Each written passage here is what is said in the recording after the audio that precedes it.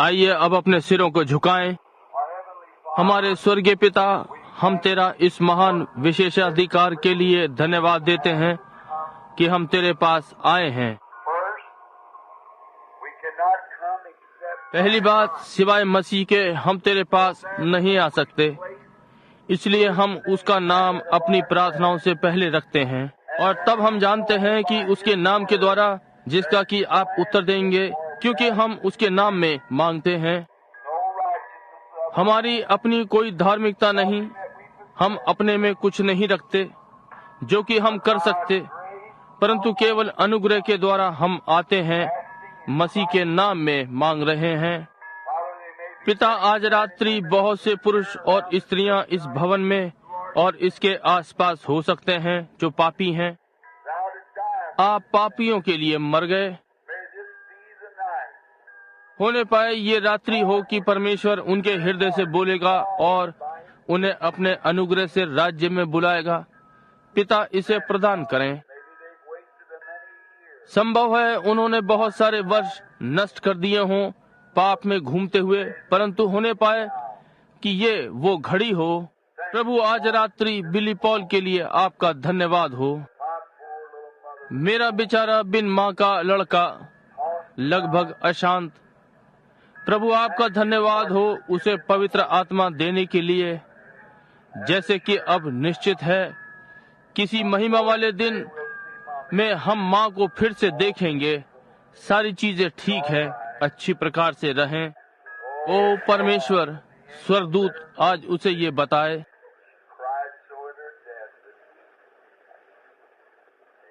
वो अपनी मृत्यु पर बहुत चिल्लाई कि किसी दिन बिली परमेश्वर की सेवा करे। पौल एक पुरुष होगा और पवित्र आत्मा पाएगा।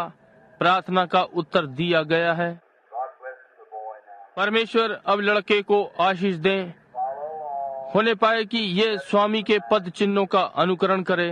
कैसे उसकी छोटी आवाज कांप रही थी जब उसने कहा, पिताजी, मैंने अभी अभी पवित्र आत्मा पाया है, मैं बहुत आनंदित हूँ। परमेश्वर, होने पाए कि ये प्रत्येक दोबारा जन्म ना पाए वालों को अनुभव मिले। लोग जो आज रात्रि यहाँ पर हैं, वे आज रात्रि पवित्र आत्मा पाएं। हमने कोई पाप किया हो, हमें क्षमा करें प्रभु। बीमारों को चंगा करें, टूटे हुए हृदयों को जोड़ दें। और अब प्रभु, मैं अब ये भी नहीं जानता कि आज रात्रि बोलने के लिए कहाँ से आरंभ करूं, परंतु तू ही देगा। मैं तुझ पर विश्वास करता हूं और मैं ये मांगता हूं कि आप हमें कुछ देंगे जो लोगों की सहायता करेगा, क्योंकि इसे हम उसके नाम में मांगते हैं। आमीन।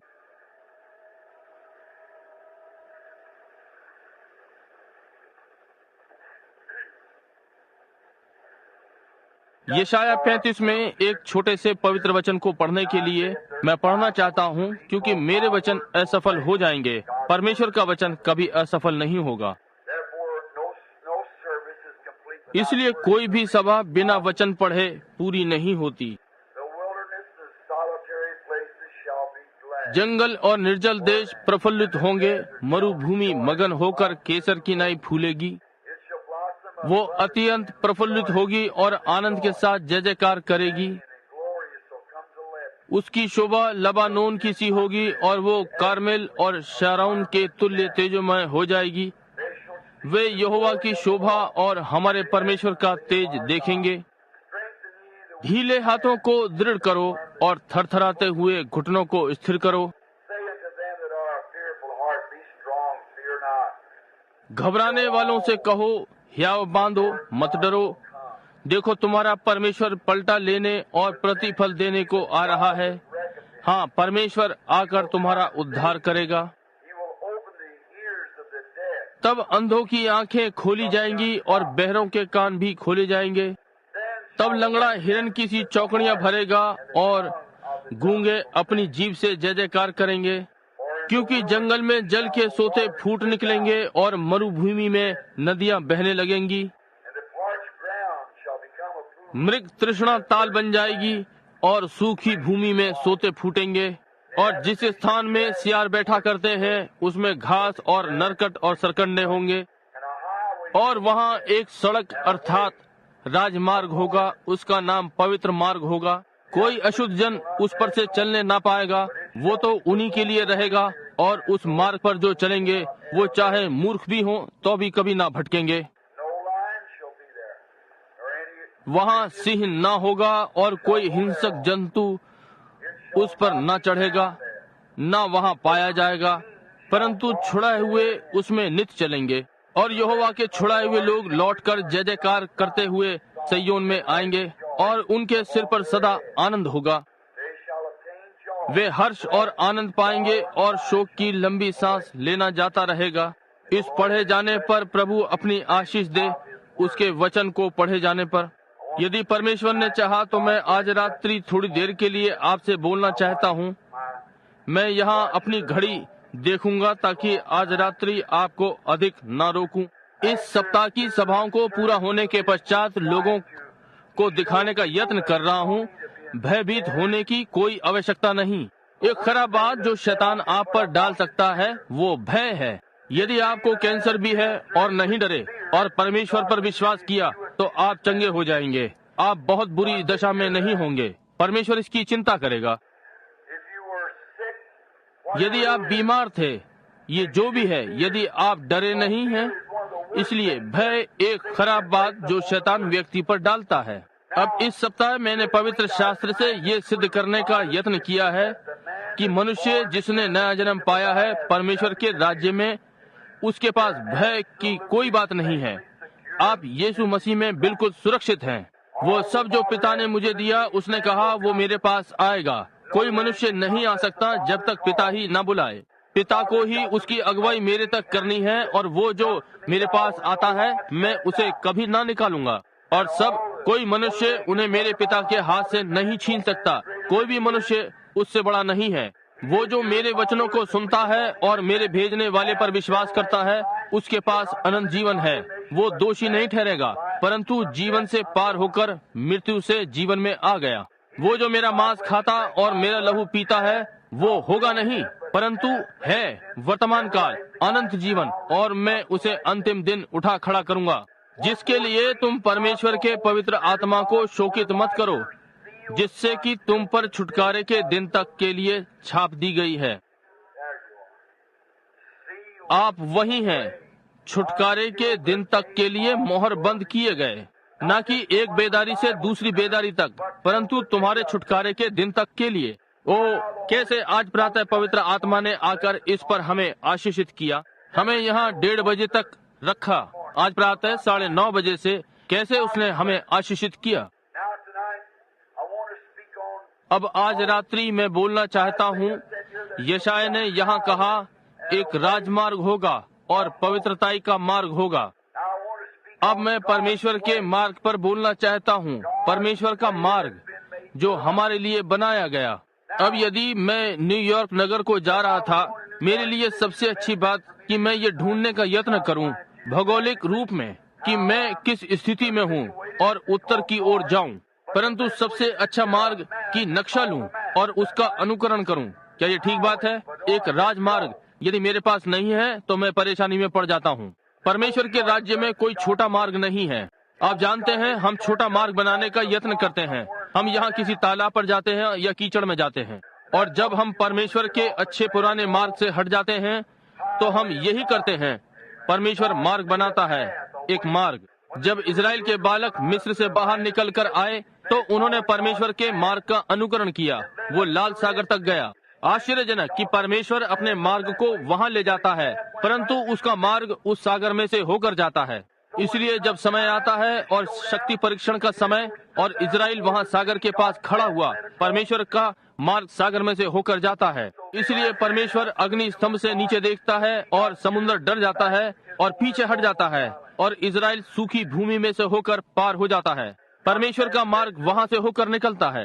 तब वो सीधा जंगल में माराह के सोते के पास पहुँचता है, कड़वाहट का पानी। क्या ये आश्चर्यजनक नहीं कि परमेश्वर अपने बालकों को कड़वे पानी के पास से ले चलता है? परंतु वे सब मार्ग से होकर जाते हैं। परंतु जब वो वहाँ था तो कड़वे पानी का उपचार वहीं किनारे पर था। मूसा ने एक पेड़ काटा और उसे पानी में डाल दिया और फिर मीठा हो गया। कुछ पानी में से होते हुए, कुछ बाढ़ में से होते हुए, कुछ गहरी परीक्षाओं में से, परंतु सब लहू में से होते हुए। परमेश्वर अपने बालकों की ऐसी ही अगुवाई करता है। परमेश्वर का मार्ग, परमेश्वर द्वारा दिया गया मार्ग। यदि इजराइल के बालकों ने इससे बचने का यत्न किया होता और घूम कर जाते इस मार्ग से, तो वे परेशानी में पड़ जाते। उन्हें आग के बादल का अनुकरण करना ही था। आग का स्तंभ जिसने उनकी अगुवाई की, उन्होंने उसका अनुकरण किया। और यदि आज रात्रि कलीसिया केवल अग्नि स्तंभ का अनुकरण करे, पवित्र आत्मा, तो आप निश्चय ही कनान बनाएंगे। परमेश्वर का एक मार्ग है, एक दिया गया मार्ग। एक मनुष्य दो मार्गों से जा सकता है, और वो उसका अपना मार्ग या परमेश्वर का मार्ग, और ये सही या गलत मार्ग है। और आपका मार्ग सदा गलत मार्ग है और परमेश्वर का मार्ग सही मार्ग है। और आप अपने ही तरीके से नहीं हो सकते और उसी समय में परमेश्वर के मार्ग में। इसलिए परमेश्वर का अपना मार्ग आप में हो सकता है, ये ठीक बात है। परमेश्वर एक निश्चित मार्ग बनाता है। मनुष्य सदा मार्ग को अपनी ही विधि से बनाना चाहता है। अदन की वाटिका में परमेश्वर ने मनुष्य को बनाया ताकि उसे बिना मतलब बदलना न पड़े। परमेश्वर ने उसे सिद्ध बनाया, परंतु मनुष्य अपना मार्ग चाहता था, वो हस्तक्षेप करना चाहता था, वो अपना पाना चाहता था। और तब जैसे ही वो गिरा, इस सप्ताह हमने इसमें होते हुए देखा, पवित्र वचन के अध्ययन में उसने स्वयं अपना एक धर्म बनाया। उसने परमेश्वर की प्रतीक्षा न की कि उसके लिए बनाए, उसने स्वयं अपने लिए बनाया, परंतु उसने पाया कि उसका धर्म, उसका ओढ़ना काम नहीं करेगा। मनुष्य सदा से ऐसा ही रहा है, वो अपना मार्ग चाहता है, परंतु परमेश्वर का मार्ग है। इसलिए मनुष्य ने अंजीर के पत्तों से और उन्हें अपने ऊपर डाल लिया और अपनी पत्नी पर भी, परंतु जब वो परमेश्वर के सन्मुख आया, उसने पाया कि ये कार्य नहीं करेगा। और मित्रों, मैं आपको बताता हूँ, बहुत सारे पुरुष हुए और आज भी हैं जो अपने मार्ग के अंत में आ रहे हैं। वे पाएंगे कि वो हल्का धर्म जिसे आप थामे हुए काम नहीं करेगा। नया जन्म बिना पाए कोई काम नहीं चलेगा। यीशु ने कहा, जब तक मनुष्य जल और आत्मा से ना जन्मे, वो कभी भी स्वर्ग के राज्य में प्रवेश ना करेगा। कैसे भी नहीं, कोई मतलब नहीं। यदि वो मेथोडिस्ट, बैप्टिस्ट, प्रेस्बिटेरियन हो और वो जो भी है, वो भीतर प्रवेश ना करेगा जब तक वो जल और आत्मा से ना जन्मे। जन्म जिसका अर्थ वो बदल गया। जन्म ले सकने से पहले उसे मरना है। इसलिए आपको मरना है अपने आप से कि फिर से जन्मो मसीह यीशु में। ये ठीक बात है। अब मैं चाहता हूँ कि आप ध्यान दें। उसने स्वयं को पाया कि अपने मार्ग को बनाने का यत्न कर रहा है। आज की प्रातः हमने देखा, केन ने अपना मार्ग बनाने का यत्न किया। वो कुछ सेब और नाशपाती और आड़ू और कद्दू और जो कुछ भी था वेदी पर रख दिया और कहा, अब प्रभु, यहाँ मैंने एक वेदी बनाई, मैंने एक कलीसिया बनाई, मैं कलीसिया का एक अच्छा सदस्य हूँ। देखा, मैं प्रतिदिन आराधनालय में जाता हूँ, मैं यहाँ आता हूँ, वेदी बनाता हूँ, मैं इस पर बलिदान रखता हूँ। अब मैं घुटने टेक कर प्रार्थना करने जा रहा हूँ। और अब प्रभु, मैं चाहता हूँ कि आप मुझे ग्रहण करें, परंतु परमेश्वर ने उसे अस्वीकार कर दिया। और वही पुरानी आत्मा आज कलीसियाओं के मध्य में है। वही चीज, उतने ही धार्मिक जितने की हो सकते हैं और परमेश्वर के विषय में नहीं जानते, जैसे कि अफ्रीका की जंगली जाति मिस्र के योद्धा के विषय में जानेंगे। आप जानते हैं कि ये सत्य है। धार्मिक आत्माएं, मत सोचिए कि स्टालिन मसीह विरोधी है। बाइबल ने कहा, दो आत्माएं इतनी समीप होंगी कि प्रत्येक चुने हुए को धोखा दे दें, यदि संभव हो सके तो। हम पाते हैं कि यहूदा इस्करियोती आया और जाकर आनंदित हुआ और सुसमाचार प्रचार किया, वापस आया आनंद करता और चिल्लाता हुआ और बाकी चेलों के साथ एक महान समय। संत मत्ती 10वां अध्याय। परंतु उसने चेलों का अनुकरण किया, फिर भी अवतरित शैतान है और साथ साथ आया। जैसे यीशु अवतरित परमेश्वर था और केन और हाबिल अदन वाटिका से। परंतु जब उसका समय आया कि पेंतिकुस्त पर पहुंचे और आशीषित हो, उसने अपना रूप दिखा दिया। और जब आप फिर से जन्म लेने के विषय में बात करते हैं, पवित्र आत्मा के बपतिस्मे को प्राप्त करना, 10 में से 9 वे आत्माएं अपना रूप दिखा देंगी कि वे कौन हैं। वे कहेंगे कि ये हर धर्मियों का झुंड है, इसे हटाओ। भाई, ये आज परमेश्वर द्वारा मनुष्य को दिया गया मार्ग है। हालेलुया। देखिए, परमेश्वर ने सदा एक मार्ग दिया है। परमेश्वर बाध्य है कि मार्ग निकाले। परमेश्वर ने प्रकृति के लिए मार्ग दिया है। क्यों हमारे रास्ते में ये बड़ी बड़ी बाड़े हैं, सारी लकड़ियों आदि को काटना, उसे साफ करने दो। आप यहाँ एक बांध बनाते हैं और नदी के किनारे का भराव किया, यहाँ पानी आता है, आप प्रकृति में विघ्न उत्पन्न करते हैं। परमेश्वर का दिया गया मार्ग है। यही कारण है कि बाढ़ आती है। कोई भी चीज जिसमें मनुष्य हस्तक्षेप करता है, जिसे परमेश्वर ने सिद्ध बनाया है, तब आप उसे सिद्धता से हटाते हैं। ये ठीक बात है। और जैसे कि उदाहरण के लिए एक बत्तख के समान, मैं बत्तखों को देखना पसंद करता हूँ। ऋतुओं में जब मैं पहाड़ों पर शिकार के लिए जाता हूँ, मैं वहाँ वर्ष के अंत में जाता हूँ। वहाँ लुजियाना से बतखें आती हैं और वहाँ दलदल में और वहाँ उत्तर की ओर जाकर बैठती हैं, घोंसले बनाकर अपने बच्चों को पालती हैं। तब छोटा पाला उठता है, लगभग सितंबर में आता है, वर्ष के इसी समय में या सितंबर के अंत में। और तब छोटी बत्तख वो जो कभी भी तालाब से बाहर नहीं निकली, वो ठीक वहीं तालाब में है। कुछ समय पश्चात वहाँ पहाड़ से कोहरा छट जाता है, एक थोड़ी सी बर्फ वहाँ पर है और ठंडी हवा उस पहाड़ पर आर पार बहती है। वो छोटी पुरानी बत्तख अनुभव करती है, अब वो कभी भी कहीं नहीं थी सिवाय उस तालाब के, और वो अभी 1 वर्ष की आयु का भी नहीं है। वो अपना सिर हवा में ऊपर उठाता है और वो छोटा कै कै करने वाला वो तालाब के मध्य की ओर भागता है और कै कै करता है, और तालाब की प्रत्येक बत्तख उसके पास आती है। तालाब की प्रत्येक बत्तख जानती है कि वो अपने जन्म से ही अगुआ है, और वो छोटी बत्तख तालाब पर से उठेगी बिना किसी दिशा सूचक यंत्र के या किसी चीज के साथ, और वो सीधी लुजियाना जाती है, उस धान के खेत में जैसे कि वो जा सकता है। मसीहों के समान दिखाई पड़ता है। एक बत्तख की इंद्री होनी चाहिए, जो भी है, क्या नहीं? ये ठीक बात है, ठीक है। क्यों आप कहते हैं ये प्रतिभा है? नहीं, वे परमेश्वर के दिए गए मार्ग पर जाते हैं। परमेश्वर उन्हें एक मार्ग देता है, एक सहज बोध की उन्हें वहाँ तक अगुवाई करके ले जाए, और वे इसका विश्वास करते हैं। परंतु परमेश्वर उन्हें पवित्र आत्मा देता है और वो उसको अस्वीकार करता है, उसका अपना मार्ग है। परंतु परमेश्वर के पास हमारे लिए एक पहले से तैयार किया हुआ मार्ग है। हालेलुया। इसके बाद मुझे आज रात्रि धार्मिक अनुभूति हो रही है, और वे कुछ बेदारी की रातें। ध्यान दें, ये यहाँ पर है। जी हाँ श्रीमान, ये छोटी बत्तख वहाँ नीचे जाएगी, और मैं आपको कुछ बताऊंगा। आप यहाँ एक अखबार को देखेंगे, कहता है कल बहुत शानदार मौसम रहेगा, और आप शिकार पर जाकर उन खरगोशों को घास में देखते हैं जो घास में बैठे हैं। क्या आप उन अखबारों में रुचि नहीं रखते? आप उस बड़ी सूरी को देखें, उत्तर दिशा से पहाड़ के भूसे को लेकर और उसे दक्षिण की ओर पहाड़ में ले जाती है, और एक अपना बिछौना बनाती है दक्षिण की ओर पहाड़ में। वो सारे संसार के अखबारों से जो टिप्पणी करते हैं अधिक जानती है। उसमें एक सहज बोध है। वो दक्षिण की ओर जाती है ताकि उत्तर की हवाओं से जो नीचे आती है उससे बच सके। ओ, यदि सूअर में ये सहज बुद्धि है कि वो हवाओं से बचे, तो फिर तुम पवित्र आत्मा वाले लोगों के विषय में क्या है? हालेलुया। ये आपकी सहज बुद्धि है। जी हाँ श्रीमान, और परमेश्वर ने उन्हें एक सहज बोध दिया है। ये परमेश्वर के द्वारा उनके लिए तैयार किया हुआ मार्ग है। वे परमेश्वर के द्वारा पहले से दिए गए मार्ग पर जीवित रहते हैं। आप एक फूल लेते हैं और वो मरकर मिट्टी में चला जाता है, ये उसका अंत नहीं है, वो फिर जीवित होता है। परमेश्वर का ये उसके लिए पहले से तैयार किया हुआ मार्ग है, और वो इसमें विश्वास करता है। परमेश्वर सदा पहले से बना हुआ मार्ग रखा है। कभी कभी ये आनंद की चीजों में से होकर नहीं निकलता, ये कठिन मार्ग से होकर जाता है, परंतु ये परमेश्वर द्वारा पहले से दिया गया मार्ग है। जो भी है, परमेश्वर ने इन्हें पहले से बनाया है। एक बार उसके पास एक पुरुष था जो परमेश्वर द्वारा दिए गए मार्ग पर था। उसे सिंहों की मांद में से होकर जाना था। परमेश्वर उसे फिर से वापस लाया। हालेलुया। मैं देख सकता हूँ कि एक प्रातः कुछ इब्री बालक वहाँ पर बैठे हुए हैं। उन्होंने मूर्ति दंडवत को मना कर दिया। ये ठीक बात है।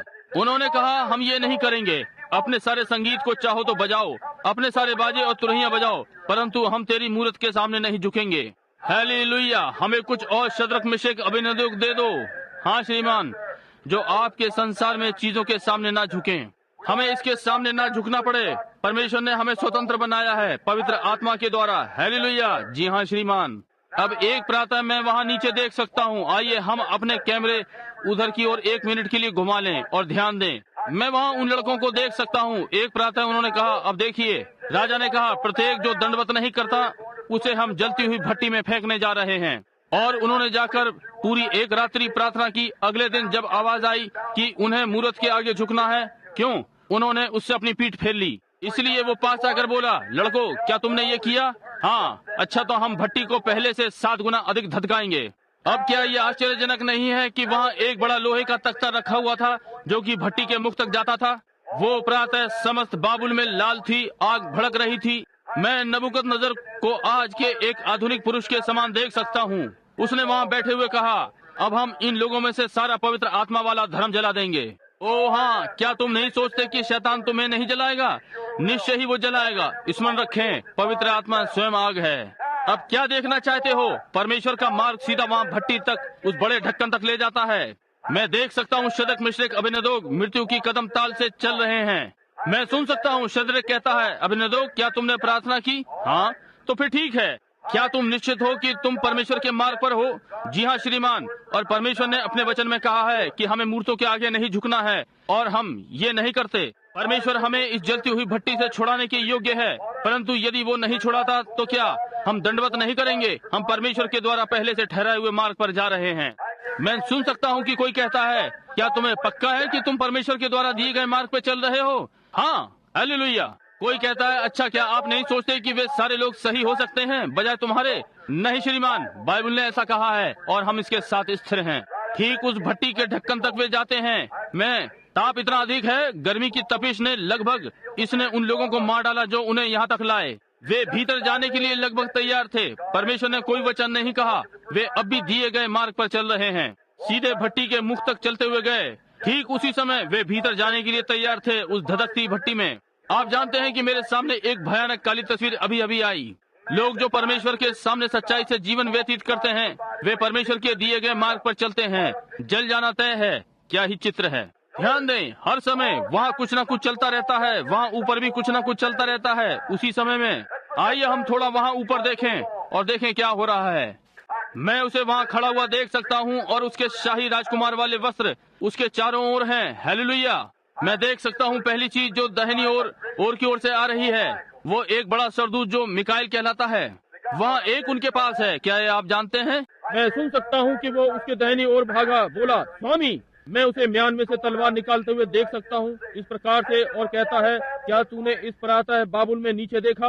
वे लोग हैं जो परमेश्वर के दिए हुए मार्ग पर चल रहे हैं। लोग हैं जो अपनी गवाही पर इस प्रातः मोहर करने के इच्छुक हैं। हमारे भाई अब जलने वाले ही हैं। मैं उसे कहते हुए सुन सकता हूँ, मुझे नीचे जाने दो, मैं दृश्य को बदल दूंगा। मैं विश्वास करता हूँ कि वो ये कर सकता था। मैं करता हूँ।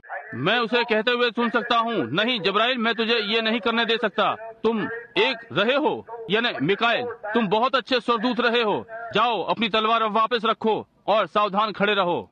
यहाँ दूसरा स्वरदूत आता है, वो वॉन वुड कहलाता है, पानी को कड़वा करता है। वहाँ वो आकर कहता है, स्वामी वहाँ नीचे देखो, मेरे पास सारे पानियों का अधिकार है। आप ये मुझे वो नूह वाले समय के विनाश को सौंप दें और मैं सारा संसार साफ कर दूंगा, सारे सिवाय नूह और उसके लोग। अब उसने कहा, मुझे वहाँ नीचे जाने दो, मैं बाबुल को नक्शे से साफ कर दूंगा। मैं उसे कहते हुए सुन सकता हूँ, वुडवॉर्म तुम ये कर सकते हो, ये ठीक बात है, परंतु मैं तुम्हें जाने नहीं दे सकता। ये पूरे मनुष्य की जिम्मेदारी है। ओ, मैं उसे इस प्रकार खड़ा हुआ देख सकता हूँ। वे अपना अंतिम कदम उठाने वाले थे। मैं उसे देख सकता हूँ कि वो वहाँ पहुँचकर और कहता है, यहाँ आओ, और उस बड़े गर्जनाध्यक्ष से जो वहाँ सामने था कहता है, ओ, उसने उसकी मानी। मैं उसे देख सकता हूँ कहते हुए सुनता हूँ, पूर्व की हवा और उत्तर और पश्चिम और दक्षिण, यहाँ आओ और इस गर्जन के शीश को ले चलो। मैं तुम्हें घोड़ों के समान चलाऊंगा। मैं इस गर्जना शीश पर बैठने जा रहा हूँ आज प्रातः, जैसे कि रथ। मैं स्वयं नीचे बाबुल जा रहा हूँ। हालेलुया। मैं उसे पहुँचते हुए देख सकता हूँ और उस इधर उधर चमकने वाली बिजली को थामे हुए और आकाश के एक छोर से दूसरे छोर तक इस प्रकार देख सकता हूँ, जैसे ही उन्होंने अपना अंतिम कदम उठाया परमेश्वर के दिए हुए मार्ग में बढ़ते हुए। और उस समय के लगभग जब वे वहाँ पहुँचते हैं, वो जीवन के सागर से होते हुए, और वो खजूर को लिया और वहाँ नीचे खड़ा हुआ, उनकी ओर हवा को बहा रहा है। हालेलुया। वो सदा वहाँ होगा जब मनुष्य परमेश्वर के दिए हुए मार्ग पर चलेगा। जी हाँ श्रीमान। वहाँ एक बार एक बूढ़ा नीम हकीम प्रचारक था, एक पुराना होलीनेस प्रचारक। वहाँ पहले, बहुत समय पहले, नूह नाम का। उसने कहा, आप जानते हैं कि वर्षा होने वाली है, एक तूफान आने वाला है। मैं लोगों को आसपास कहते हुए सुन सकता हूँ, कहते हैं, क्या तुमने उस पवित्र शोर मचाने वाले को सुना वहाँ पर? उसने कहा कि वर्षा होने वाली है। क्यों? पृथ्वी पर कभी वर्षा नहीं हुई और ये वर्षा होने जा रही है। कैसे? वो पानी कहाँ से आएगा? अच्छा, जाकर विज्ञान को लेकर पता लगाते हैं यदि वहाँ ऊपर पानी है। क्यों? वहाँ ऊपर कोई पानी नहीं है। क्या बात है? वो बूढ़ा प्रचारक सनक गया है। परंतु परमेश्वर ने ऐसा कहा है। परमेश्वर ने कहा, एक नाव तैयार कर नूह, अपने घराने को बचाने के लिए, लोगों को बचाने के लिए। और नूह के पास ये करने की समझ थी और उसने आकर नाव तैयार की। और एक दिन मैंने वहाँ कोने में कुछ लोगों को कहते सुना, वहाँ व्यापारी कोने पर। उनमें से कुछ कहते हैं, हे, अरे वो वर्षा वाली कहानी क्या है? वो बूढ़ा नीम हकीम प्रचारक वर्षा आने के विषय में वहाँ बात कर रहा है। क्या तुमने कभी कोई ऐसी बात सुनी? और वो सोचता है कि वो परमेश्वर के दिए हुए मार्ग में है। वो था, आमीन। पहली बात आप जानते हैं वहाँ गर्जन और बिजलियाँ चमक रही हैं। मैं वहाँ एक बड़ी बूढ़ी ऊँटनी को देख सकता हूँ और कहती है, पापा ऊँट, क्या आप सुनते हैं कि वो क्या था? वो गर्जन थी। यही वो है जो नूह ने कहा, चलो नाव में चलें। वहाँ पहाड़ के पार वे गए और वहाँ पापा घोड़ा, माँ घोड़ी और सारे जोड़े सीधे नाव के अंदर एक एक करके। परमेश्वर ने द्वार बंद कर दिया, वर्षा भेजी। नूह परमेश्वर के दिए गए मार्ग पर है। कुछ उनमें से लट्ठे पर आ गए, कहा मैं इससे तैर जाऊंगा, परंतु मैं आपको बताऊंगा जब तूफान बढ़ने लगेगा। नाव ऊपर चढ़ गई। हालेलुया। क्यों? वे परमेश्वर के दिए गए मार्ग पर थे। परमेश्वर सदा लोगों को आशीषित करेगा जो उसके दिए गए मार्ग पर चलते हैं।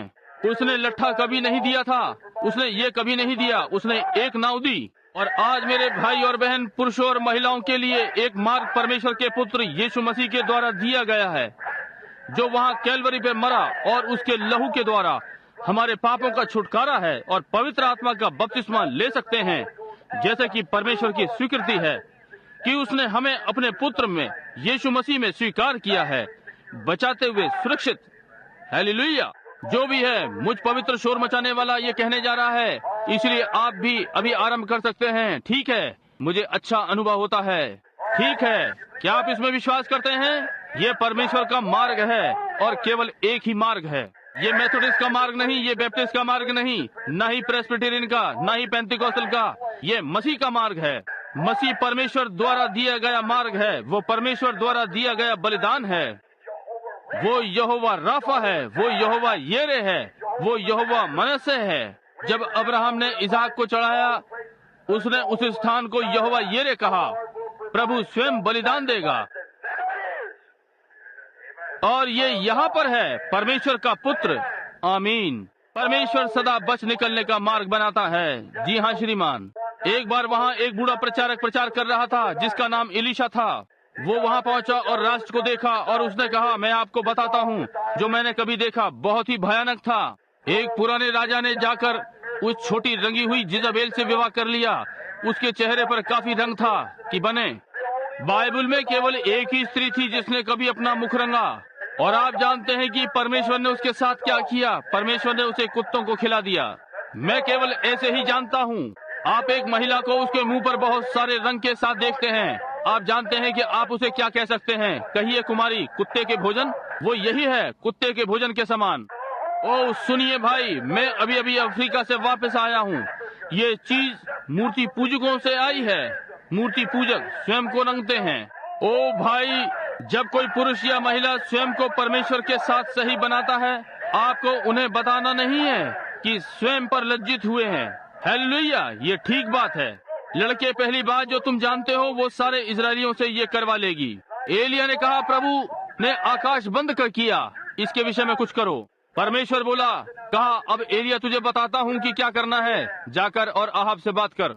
और यहाँ पुराना प्रचारक आता है, वहाँ से चलता हुआ, इस प्रकार से बड़ा सा भेड़ की खाल का बड़ा टुकड़ा लपेटे हुए है, चेहरे दाढ़ी से खुरदुरा है जैसे कि बालों वाला कीड़ा। राजा के सामने गया और कहा, यहाँ तक कि ओस भी ना पुकारेगी, यानी कि गिरेगी, जब तक मैं उसे ना बुलाऊं।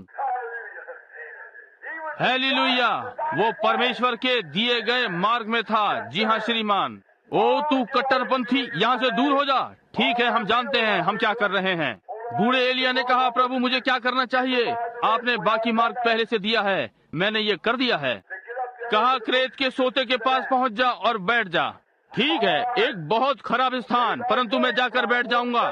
तूने कहा है कि वहाँ जा, यदि तेरा मार्ग वहाँ जाता है तो मैं वहाँ तक जाऊंगा। जा और बैठ जा। कहा, प्रभु अब मैं यहाँ क्या करने जा रहा हूँ? वहीं बैठ, थोड़ा वहाँ ठहर। और पहली बात जो आप जानते हैं, उसे भूख लगने लगी। उसने कहा, प्रभु मुझे भूख लग रही है। और एक कौवा वहाँ आया। उनमें से कुछ ने कहा, उस पवित्र शोर मचाने वाले प्रचारक को देखो, वहाँ पहाड़ पर बैठा हुआ है। क्यों? वो पागल नहीं है? अरे वो वहाँ धूप में बैठा है, मर जाएगा। वो कट्टरपंथी है। और पहली बात आप जानते हैं कि सारा पानी सूख चुका, पीने के लिए कोई पानी नहीं है उस देश में। परंतु हर बार एलिया पानी पीना चाहा, वो क्रेत के नाले में झुका और पिया। तब जब उसे भूख लगी तो कौवा अपने मुंह में टुकड़ा रोटी लेकर आया। कहा, एलिया तू यहाँ है? आप कहते हैं कौवे को कहाँ से मिला? आपका अर्थ है भाई ब्रैनम, आप विश्वास करते हैं? जी हाँ श्रीमान, जी हाँ। आपका अर्थ है कि कौवा एलिया के लिए 3.5 वर्षों तक कुछ खाने के लिए लाता रहा? मैं इसका विश्वास करता हूँ। कहते हैं उसे ये कहाँ से मिला? मैं नहीं जानता। केवल मैं एक बात जानता हूँ कि कौवे को कहीं से मिला, वो एलिया के पास लाया और एलिया उसे खाकर जीवित रहा 3.5 वर्षों तक। ये ठीक बात है, मैं इसका विश्वास करता हूँ। ये वही बात है उस विषय में आप कहते हैं जो कि आपको आनंदित करता है। यही है जो आपके हाथों को हिलाता है। मुझे नहीं मालूम, मैं केवल एक बात जानता हूँ कि कैलवरी ने इसका भुगतान कर दिया है। बाइबल ने सिखाया कि पवित्र आत्मा इसे लाया, मैंने इसे पाया। हालेलुया। मैं ये भी नहीं जानता कि ये कहाँ से आया, परंतु मैंने इसे पाया। हालेलुया। ये ठीक बात है। मैं आपको नहीं बता सकता कि ये कहाँ से आया, परंतु ये वहाँ पहुँचा। ओ प्रभु, यही आपके मामले को ठीक प्रकार से बैठाता है। निश्चय ही। हालेलुया। उत्तेजित ना हो, इसका अर्थ है परमेश्वर की महिमा हो। आमीन। जिसका अर्थ है ऐसा ही हो। ओ प्रभु, निश्चय ही मैं नहीं जानता, ये बात है। और उन्होंने कहा वो पागल था, वहाँ बैठा हुआ है। ओ आओ, समय आया कि खाएं। ये काले रंग का कुली आया, कहा एलिया तू यहाँ है, तुम्हारा नाश्ता ये रहा। क्यों? आज रात्रि वो आधे से अधिक लोगों से अच्छा है। मैं यहाँ कल्पना करता हूँ आज रात्रि यहाँ पर बहुत से हैं जिनके पास काले सेवक हैं, कुछ कौवे जिनके लिए खाने को हर खाने के समय कुछ खाने को लाते हैं। हालेलुया। महिमा हो। परमेश्वर का कहीं खाने का स्थान था, उसने ये तय कर दिया, इसे पकाया, उसके पास भेजा। हालेलुया। वही परमेश्वर आज जीवित और राज्य करता है। वो अपने दिए गए मार्ग पर स्थिर रहा। परमेश्वर ने कहा वहाँ जा और बैठ जा, उसने वही किया। वो केवल यही करना जानता था। आप इसके विषय में क्या सोचते हैं? विश्वास कीजिए कि ये सत्य है, ये है। आमीन। जी हाँ। एक दिन एक छोटी लड़की सड़क पर जा रही थी और उसने कहा, अंततः एक ने कहा ओ हालेलुया हालेलुया। उसे तभी पवित्र आत्मा मिला था। इस प्रकार से वो बूढ़ा विधर्मी कोने में बैठा था। कहा आप क्यों इतने आनंदित हैं? युवा से कहा यीशु ने मुझे हाल ही में बचाया है, मुझे पवित्र आत्मा से भरा है। कहा मैं बहुत ही आनंदित हूँ। कहा देखो तुम्हारे हाथ में क्या है? कहा मेरी बाइबल। कहा क्या तुम इस पर विश्वास करते हो? निश्चय ही। कहा क्या तुम इस सब पर विश्वास करते हो? इस सारे पर? क्या तुम योना की कहानी पर विश्वास करते हो? हाँ। कहा क्या तुम विश्वास करते हो कि वेल ने मनुष्य को निगल लिया? हाँ श्रीमान, मैं इसका विश्वास करता हूँ। कहा तुम इसे कैसे सिद्ध करोगे सिवाय विश्वास के? उसने कहा जब मैं स्वर्ग को जाऊंगा तो भाई योना से पूछूंगा। विधर्मी ने उससे कहा क्या होगा यदि योना स्वर्ग में नहीं हुआ? कहा तो तब आपको उससे पूछना पड़ेगा। हालेलुया। उसके लिए केवल एक स्थान बचा है, वो नरक। यदि आप परमेश्वर के मार्ग को अस्वीकार करते हैं, आपको नरक में जाना पड़ेगा। आपको जाना ही पड़ेगा, वहीं वो दूसरा मार्ग है। इसलिए आप इस मार्ग में हैं या फिर दूसरे में। आमीन। ठीक है। मैं उसे वहाँ बैठा हुआ देख सकता हूँ और कौवे उसके खाने के लिए कुछ लाते हैं, वापस वहीं जाते हैं। वो एक दिन पहाड़ के नीचे गया और परमेश्वर ने कहा अब सोता सूख गया, मैं चाहता हूँ कि तू विधवा के घर जा। एक प्रचारक के जाने के लिए क्या ही स्थान है। परमेश्वर ने उसे जाने को कहा, वहीं दिया गया मार्ग है। वो वहाँ पर गया और वो ना तो इजरायली थी, नहीं वो नहीं थी, और वो वहाँ वापस गई और पहाड़ से नीचे गया। और जैसे ही वो पहाड़ से नीचे गया, वो वहाँ मैदान में खड़ी हुई विधवा से मिला, अपनी लकड़ियों को तोड़कर जमा कर रही थी। कहा जा और मेरे खाने के लिए कुछ ला और मेरे पीने के लिए पानी ला। उसने कहा जैसे कि जीवित प्रभु और तेरा प्राण कभी न छूटेगा, मेरे पास घर में इतना ही आटा है कि मैं अपने लड़के के लिए रोटी बनाऊं।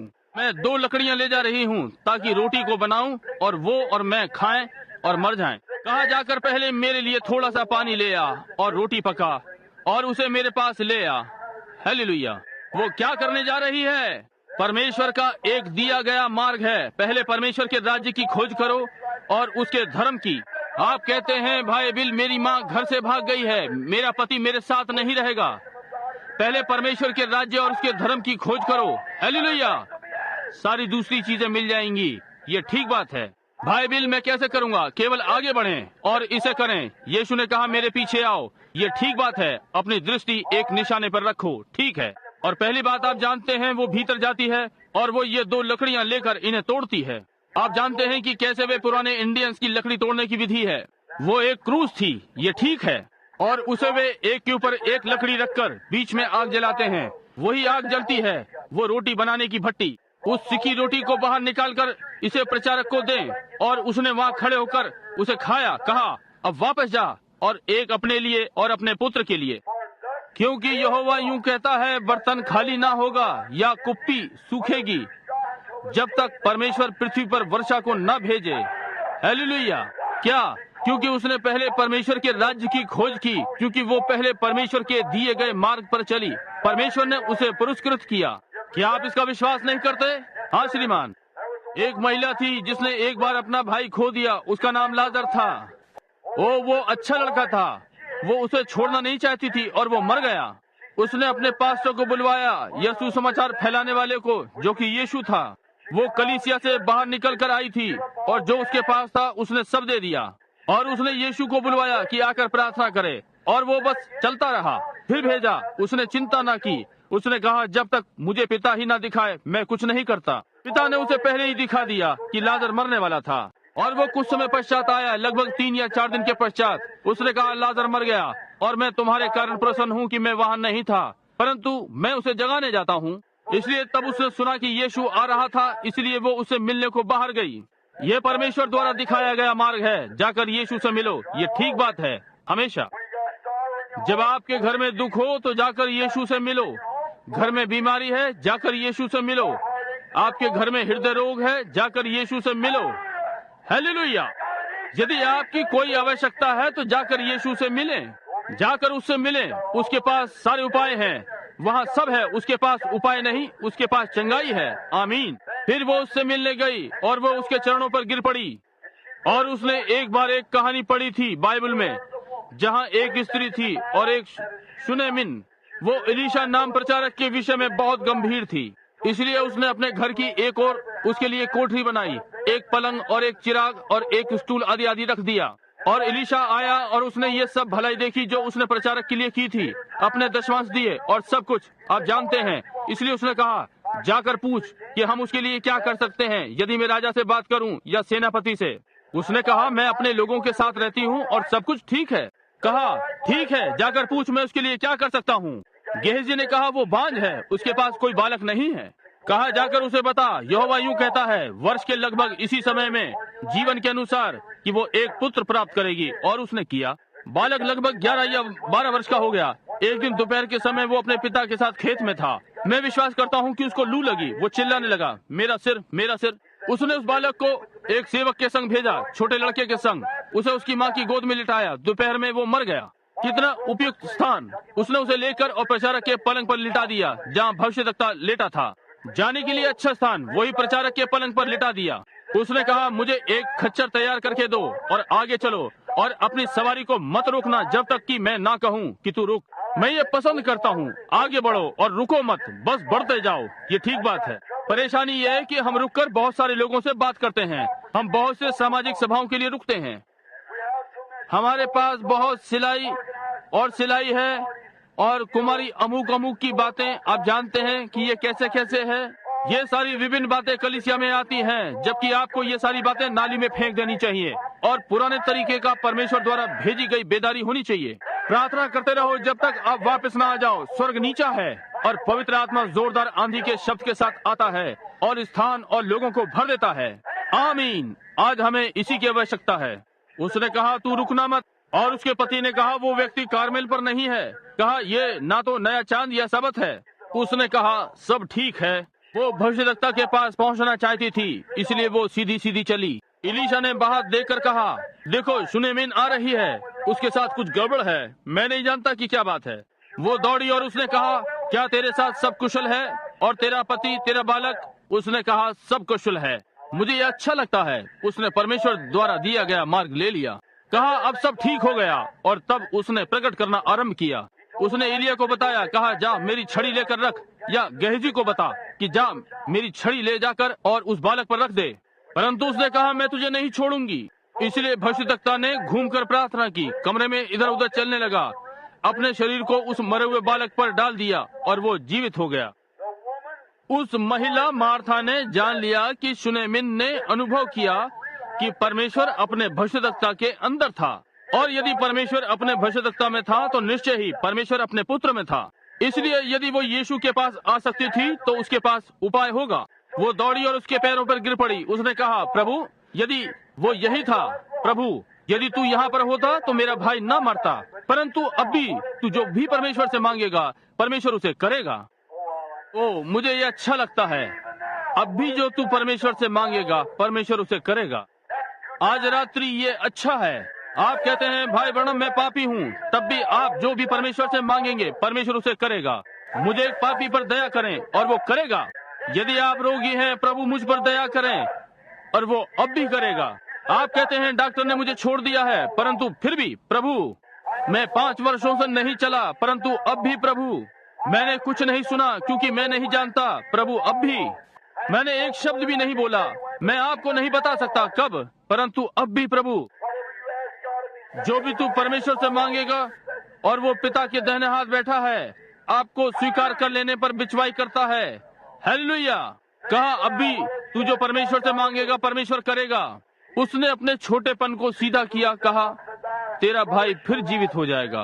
कहा, ओह हाँ प्रभु, अंतिम दिन उस साधारण पुनरुत्थान में वो फिर जी उठेगा। उसने कहा, जीवन और पुनरुत्थान मैं हूँ। ओह प्रभु। बाइबल ने कहा, देखने के लिए उसमें कोई सुंदरता नहीं थी, छोटा दुबला दिखने वाला व्यक्ति, परंतु उसने कहा, जब उसने स्वयं को सीधा किया तो वहाँ परमेश्वर था। उसने कहा, अब तेरा भाई फिर जी उठेगा। कहा, पुनरुत्थान और जीवन मैं हूँ। परमेश्वर ने कहा, वो जो मुझ में विश्वास करता है, यद्यपि वो मर भी जाए तो भी वो जिएगा। जो कोई जीवित रहकर और मुझ में विश्वास करता है, वो कभी न मरेगा। क्या तू इसका विश्वास करती है? उसने कहा, हाँ प्रभु, मैं विश्वास करती हूँ कि तू परमेश्वर का पुत्र है जिसे इस जगत में आना था। कहा, तुमने उसे कहाँ रखा? यहाँ वो कब्र की ओर चलना आरंभ करता है। यीशु रोया। अधिक समय नहीं हुआ, एक महिला ने मुझे बताया, एक सभ्य महिला, एक क्रिश्चियन साइंस, जो ये विश्वास नहीं करते कि यीशु और देवत्व, उसने विश्वास किया कि वो भविष्यद्वक्ता था। उसने विश्वास किया कि वो एक भला मनुष्य था, परंतु वो नहीं था। वो कुंवारी से जन्मा हुआ नहीं था। वे कुंवारी के जन्म का इनकार करते हैं। केवल इतना ही नहीं, परंतु संयुक्त राज्य में एक सर्वेक्षण से प्रकट हुआ कि 85% प्रोटेस्टेंट प्रचारक दावा करते हैं कि कुंवारी से जन्म की बात झूठी थी। ठीक, मैं सरलता से ये कर सकता हूँ। मैं सरलता से सोच सकता हूँ कि जिस प्रकार से आप लोग जीवन जी रहे हैं, ये बिल्कुल सत्य है। ये विश्वास किया कि ये एक झूठ था, और इससे अधिक प्रतिशत उनका था जिन्होंने ये विश्वास किया कि यीशु प्रकट रूप में फिर वापस नहीं आएगा। कोई आश्चर्य नहीं कि हमें बेदारी की आवश्यकता है। भाई इधर सुनिए, आप बेदारी के विषय में आज बहुत सुनते हैं। हमारे यहाँ कभी बेदारी नहीं हुई। मैं यहाँ अधिक समय नहीं हुआ, दूसरे व्यक्ति के पीछे पीछे रहा जो इस विषय में बहुत सी बातें करते हैं। वो एक नगर में गया, उसके 5000 मत परिवर्तन हुए। हम उसके पीछे पीछे गए, मैं नहीं, सेवकों का एक दल, और कार्ड लिए और उनके पास फिर से संबंध स्थापित किया। और 30 दिन के समय में वे 30 भी ना पा सके जिन्होंने बच जाने का दावा किया था। आप जानते हैं मैंने क्या सोचा? मैंने सोचा, ये तो बजाय मत परिवर्तन के दोषी ठहराना है, जब एक मनुष्य परमेश्वर के आत्मा से नया जन्म प्राप्त करता है। आज हमें लंबी खिंचने वाली सभाएं नहीं चाहिए, परंतु पुराने रिवाज वाली, परमेश्वर द्वारा भेजी गई पवित्र आत्मा की बेदारी। एक पुराने समय का नीला आकाश, पाप मारने वाला लहू से धुला हुआ धर्म। आमीन। पुराने वाले औजार लेकर वापस और प्रायश्चित करें। ये ठीक बात है। उसने कहा, तब उसने कहा, भाई ब्रनम सुनिए, मैं ये आपको सिद्ध कर सकती हूँ कि वो कुछ नहीं, केवल एक मनुष्य था। मैंने कहा, करिए। यदि आप मुझे ये सिद्ध कर सकती हैं कि वो परमेश्वर नहीं था, तो मैं इसे स्वीकार कर लूंगा। उसने कहा, नहीं, वो दिव्य नहीं था, वो केवल एक मनुष्य था, और मैं ये बाइबल से सिद्ध कर सकती हूँ कि वो केवल एक मनुष्य था। मैंने कहा, यदि आप इसे बाइबल से सिद्ध कर देंगी तो मैं इसे स्वीकार कर लूंगा। उसने कहा, क्या आप तैयार हैं? मैंने कहा, मैं हूँ। उसने कहा, जब यूहन्ना 11 में वो गया, जब वो लाजर की कब्र पे गया, वो रोया। मैंने कहा, इसका इससे क्या मतलब? उसने कहा, क्यों? इससे सिद्ध होता है कि वो कुछ नहीं, केवल एक मनुष्य था, वो रो रहा था। मैंने कहा, महिला इधर सुनिए, सच है वो कि एक मनुष्य था, परंतु वो एक मनुष्य से बढ़कर था। वो परमेश्वर मनुष्य था। परमेश्वर मसीह में होकर संसार को फिर से अपने लिए मिला रहा था। जी हाँ श्रीमान, वो पिता की इच्छा पूरी करने को आया। वो परमेश्वर के द्वारा दिए गए मार्ग पर चला। उसने कभी भी दाहिने या बाएं नहीं देखा। उसने वही किया जो परमेश्वर ने करने को कहा। वो परमेश्वर द्वारा दिया गया मार्ग था। और लाजर के पास जाते हुए वो रोया। जब वो रो रहा था, तब वो एक मनुष्य था। परंतु जब वो कब्र के पास जाकर खड़ा हुआ, जहाँ पर 4 दिन से एक मनुष्य मरा हुआ पड़ा था और खाल के कीड़े अंदर से बाहर आ जा रहे थे और चारों ओर दुर्गंध थी, जब उसने कहा लाजर बाहर आ, एक व्यक्ति जो 4 दिन से मरा हुआ है अपने पैरों पर खड़ा हो गया और फिर से जीवित हो गया। वो मनुष्य से बढ़कर था। हालेलुया। जी हाँ श्रीमान, वो मनुष्य था जो रो रहा था, परंतु पुनरुत्थान में वो परमेश्वर था। वो मनुष्य था जब वो उस रात के बाद पहाड़ पर से भूखा उतरा, चारों ओर देखा पेड़ों पर कि कुछ खाने को मिले। जब वो भूखा था तो वो एक मनुष्य था, परंतु जब उसने 5 रोटियां और छोटे टुकड़े मछली के लिए और 5000 लोगों को खिलाया तो वो मनुष्य से बढ़कर था। वो परमेश्वर देह में था। हालेलुया। उस रात्रि जब वो नाव में लेटा था वो एक मनुष्य था। जब गुण उसके वस्त्र में से निकला, जब तक कि वो इतना दुर्बल था, जब तक कि सामर्थ भरा समुद्र गरज रहा था, समुद्र के 10,000 प्रेतों ने शपथ खाई कि वे इसे डुबा देंगे। उस रात्रि जब वो छोटी नाव बोतल की डांट के समान भयानक समुद्र में उछल रही थी, मैं जानता हूँ कि वो एक मनुष्य था जब वो वहाँ लेटा हुआ सो रहा था। परंतु जब उन्होंने कहा तू चिंता नहीं करता कि हम नष्ट हुए जा रहे हैं, उसने अपने नाव की किनारी पर पांव रखा और कहा शांत और थम जा, और वहाँ एक शांति थी। वो एक मनुष्य से बढ़कर था। हालेलुया। वो मेरा परमेश्वर था। हालेलुया। ठीक है, वो था, वास्तव में वो है। जब वो कलवरी पर लटका हुआ था वो एक मनुष्य था। जब उन्होंने उसे महान श्रद्धांजलि दी जो उन्होंने कभी नहीं दी, जब उन्होंने कहा इसने दूसरों को बचाया, ये स्वयं को नहीं बचा सका, कितनी शानदार श्रद्धांजलि या शुभकामना उन्होंने उसे दी। यदि इसने औरों को बचाया और स्वयं को, और वो औरों को नहीं बचा सका, इसलिए उसे औरों को बचाने के लिए स्वयं को देना था। जब वो अनुग्रह के लिए चिल्लाया वो मनुष्य था। जब उसने कहा मेरे परमेश्वर तूने मुझे क्यों छोड़ दिया, वो एक मनुष्य के समान मरा। जी हाँ, परंतु जब वो ईस्टर की प्रातः जी उठा, उसने सिद्ध कर दिया कि वो परमेश्वर था। कोई आश्चर्य नहीं कि भविष्यद्वक्ता ने कहा जीते हुए उसने मुझसे प्रेम किया, मरते हुए उसने मुझे बचाया, गड़कर उसने मेरे पाप मुझसे दूर कर दिए, जी उठकर उसने मुझे सदा के लिए स्वतंत्र कर दिया। किसी दिन वो आ रहा है, ओ महिमा से भरा दिन। हालेलुया। मैं उससे प्रेम करता हूँ, क्या आप नहीं करते? परमेश्वर के दिए गए मार्ग पर चलें। मैं कुछ बुद्धिमान मनुष्यों को देख सकता हूँ, एक बार उसके जन्म पर जा रहे थे कि उसकी आराधना करें। मैं उन्हें तैयार होते हुए देख सकता हूँ, वे अपने ऊंटों को तैयार कर रहे हैं। मैं जिम जोन्स और बाकी सब और जॉन डो को देख सकता हूँ कि वे तैयार हो रहे हैं। मैं उन्हें देख सकता हूँ कि कार्डों की टेबल रख रहे हैं और वे सब चीजें रख रहे हैं और वे यीशु की आराधना करने जा रहे हैं। वे ढूंढने आए। जब वे वहाँ पहुँचे, निर्णय किया कि बूढ़े ऊंट चल नहीं सकते। आज कलीसिया के साथ यही मामला है। आपने इसके साथ संसार को बहुत मिला दिया है। ये आपको वापस घुमा देते हैं। ये ठीक बात है। मैं उन्हें इस प्रकार से आरंभ होते हुए देख सकता हूँ और वे पहाड़ की एक ओर पहुँचते हैं। वे वहाँ से निकल भी नहीं सकते क्योंकि सीधा है वो मार्ग और सकरा है वो रास्ता, परंतु थोड़े ही उसे पाएंगे। जी हाँ श्रीमान, मैं बूढ़े व्यक्ति को तैयारी करते हुए देख सकता हूँ। वो स्वयं को हल्का कर रहा है क्योंकि मैं स्वर्ग जाने की तैयारी कर रहा हूँ। भाई, मैं स्वर्ग जाने की तैयारी में बांध नहीं रहा हूँ, मैं स्वर्ग जाने की तैयारी में खोल रहा हूँ। हालेलुया। जब स्वर्ग पर उठाया जाना है, हर चीज को काट कर खोल दो। बाइबल ने कहा आओ हम हर बोझ को एक और उतार दें और पाप जो मुझे सरलता से बेचैन कर देता है, ताकि हम इस दौड़ को धैर्य से दौड़ सकें। मैं देख सकता हूँ कि बूढ़ा व्यक्ति जा रहा है। देखिए, मैं उसकी पत्नी को आसपास देख सकता हूँ। कहे जॉन, लड़के क्या मामला है, तुम कहाँ जा रहे हो? कहा मैं प्रभु की आराधना करने जा रहा हूँ। आप कैसे जानते हो कि आप जा रहे हैं? भाई, मैं जा रहा हूँ। अरे तुम्हारे पास तो दिशा सूचक भी नहीं है, तुम्हारे पास तो सेवकाई का लाइसेंस भी नहीं है। संसार में तुम्हारे साथ क्या मामला है? क्या वो तुम्हें ग्रहण करेंगे? तुम प्रभु की आराधना करने जा रहे हो। हाँ, अपना दिशा सूचक यंत्र ले लो। नहीं, मुझे इसकी आवश्यकता नहीं है।